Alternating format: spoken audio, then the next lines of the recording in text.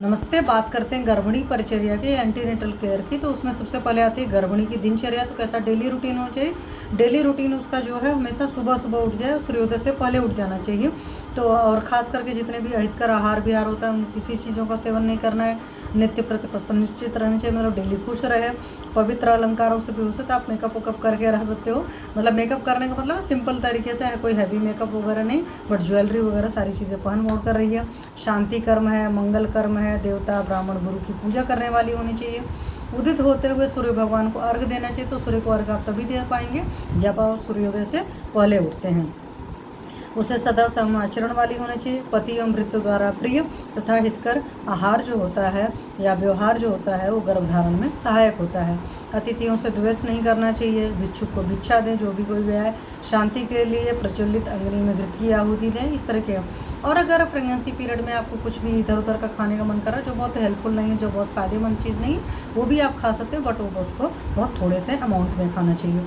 इसी तरीके से प्रेग्नेंट लेडीज़ कहाँ पर रहती हैं, तो जहाँ पर रहे बहुत ही नीट एंड क्लीन घर होना चाहिए, बहुत शांत जगह होनी चाहिए, बहुत शोरगुल वगैरह वातावरण नहीं होना चाहिए। वहाँ पर ब्राह्मण वाक्य हैं, वेद वाक्य हैं, उन सब सारी चीज़ों को बजना चाहिए। अघोषित गायन वादन होना चाहिए, मतलब एक बढ़िया सा सूदिंग सा पॉजिटिव ऑरा होना चाहिए, इन्वायरमेंट होना चाहिए, और म्यूज़िक बजना चाहिए, और मंत्र वगैरह का उच्चारण हो तो उससे वहाँ का जो इन्वायरमेंट है बहुत अच्छा तरीके से होना चाहिए। उसी तरीके से रेस्ट की बात करें तो हर कोई जानता है प्रेगनेंसी पीरियड में अच्छा खासा रेस्ट करना होता है। मीन्स आपको 24 आवर में रात में कम से कम 8 घंटे सोइए, दिन में 2 घंटे का काम करिए, मतलब 2 घंटे का रेस्ट करिए। और काम करते हो तो थोड़ा सा आराम रखिए कि कभी भी आपको इतना ज़्यादा काम नहीं करना, कोई भी फिजिकल वर्क या मेंटल वर्क इतना ज़्यादा नहीं करना कि आप हद से ज़्यादा थक जाएँ, क्योंकि जब आप हद से ज़्यादा थक जाते हैं तो सारा ब्लड फ्लो आपकी तरफ होने लगता है, बेबी की तरफ ब्लड फ्लो नहीं हो पाता है, तो बेबी का डेवलपमेंट अच्छा नहीं हो पाता। तो इस बात का पूरा ख्याल रखना चाहिए। सोने उठने बैठने की जो भी जगहें होती हैं नीचे, वो बहुत नीट एंड क्लीन साफ़ सुथरे वस्त्र होने चाहिए। और बाजू में सहारे के लिए भी चीज़ें होनी चाहिए, जिसको पकड़ करके लास्ट मोमेंट में होता है कि उठने बैठने को थोड़ी सी तकलीफ हो जाती है, तो इस तरह का एनवायरनमेंट वहाँ पर होना चाहिए। अगर वस्त्र आभूषण की बात करते हैं तो गर्भिणी स्त्री को पुण्य कारक, मंगल कारक, पवित्र, नवीन, अभग्न, अखंडित पुलिंग नाम वाले अलंकार तथा श्वेत या स्वच्छ ढीले एवं प्रिय वस्त्र पहनना चाहिए। तो कोशिश करिए कॉटन के वस्त्र पहनिए, सिंथेटिक कपड़े नहीं पहनिए। सिल्क वगैरह भी पहन सकते हैं। कूल एंड कंफर्टेबल कपड़े जो होते हैं वही पहनने चाहिए। रक्त वर्ण के कपड़े नहीं पहनना है, तो प्रेग्नेंट लेडीज़ को जो है रेड कलर के कपड़े नहीं पहनना है। स्नान वगैरह के लिए, बाथिंग के लिए आपको एकदम फ्रेश वाटर, अच्छा साफ़ स्वच्छ पानी का यूज़ करना चाहिए। कभी भी गंदे पानी से नहीं नहाने धोना है, इस बात का ख्याल रखना चाहिए। उसके अलावा जीवनी गण की औषधियाँ हैं या वातग्न पत्र हैं अथवा बिल्व है, मतलब बेल है, कपास है, सरवाल है, गुलाब के पुष्प दल है, पिचुमंद है, अग्निमन, जटामांसी, एरंड पत्र का बनाया क्वाथ है। कुछ नहीं समझ में आता कि एरंड के आसपास बहुत ज़्यादा लगा तो उसके पत्तों का क्वाथ बना है ना, उससे शीतल करके और साथ में सरुगंधोदक डाल देना चाहिए, अथवा तो आप उनसे स्नान करना चाहिए। तो इस तरीके से स्नान करने के लिए आप यूज़ कर सकते हैं, मतलब रोज़ वाटर आप यूज़ कर सकते हो। आपके पास एरंड पत्र हो तो आप उनका क्वाथ बनाकर यूज़ कर सकते हो। सर्वगंधोदक आता है, आप वो डालकर पानी में नहा सकते हो, बहुत अच्छा सा फीलिंग आना चाहिए। उसी तरीके से मणि धारण की करनी चाहिए। तो मणि धारण के लिए त्रिविध की मणि बना करके उसको सुरौणी में धारण करना चाहिए, मतलब पेल्विक रीजन में करना चाहिए। तो इसकी वजह से गर्भ रक्षा होती है और सुख प्रसव होता है।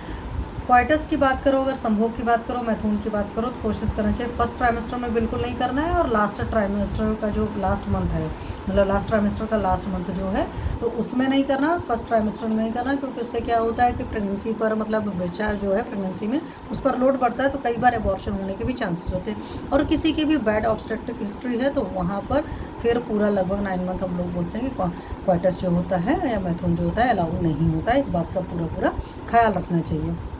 कॉन्स्टिपेशन वगैरह प्रेग्नेंट लेडीज़ को नहीं होने पाए तो उसके लिए बेस्ट तरीका होता है कि आप हरी साग सब्जियां, फ्रूट्स वगैरह सारी चीज़ें खाइए।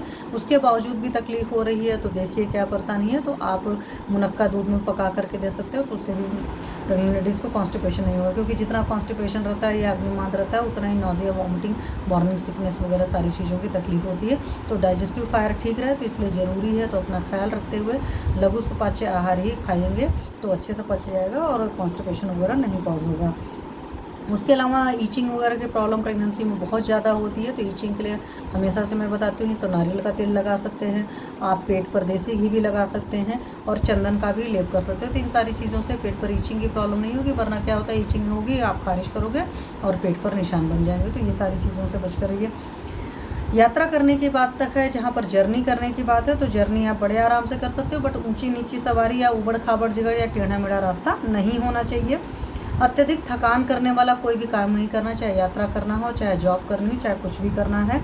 बट ये है कि अगर कोई बैड ऑब्स्ट्रक्टिव हिस्ट्री होती है तो वहाँ पर जर्नी करना अलाउ नहीं होता। अगर कोई बैड ऑब्स्ट्रक्टिव हिस्ट्री नहीं है और सूदिंग एंड स्मूदिंग है, मतलब फुल कंफर्टेबल जर्नी है, तो then you can do it. उसी तरीके से जॉब के बारे में, जॉब भी आप कर सकते हो बट बहुत थकाने वाली जॉब नहीं करनी है, इस बात का ख्याल रखना है। व्यायाम के केस में भी पता ही है, प्रेगनेंसी में बहुत ज़्यादा व्यायाम या हार्ड व्यायाम नहीं किया जाता है, तो बेस्ट तरीका होता है कि वॉकिंग करिए और जो आपकी डॉक्टर है, आपके फिजिशियन है या आपका योगाचार आपको एडवाइस करे सिर्फ वो व्यायाम करिए, एक्सेस बेवजह व्यायाम मत करिए।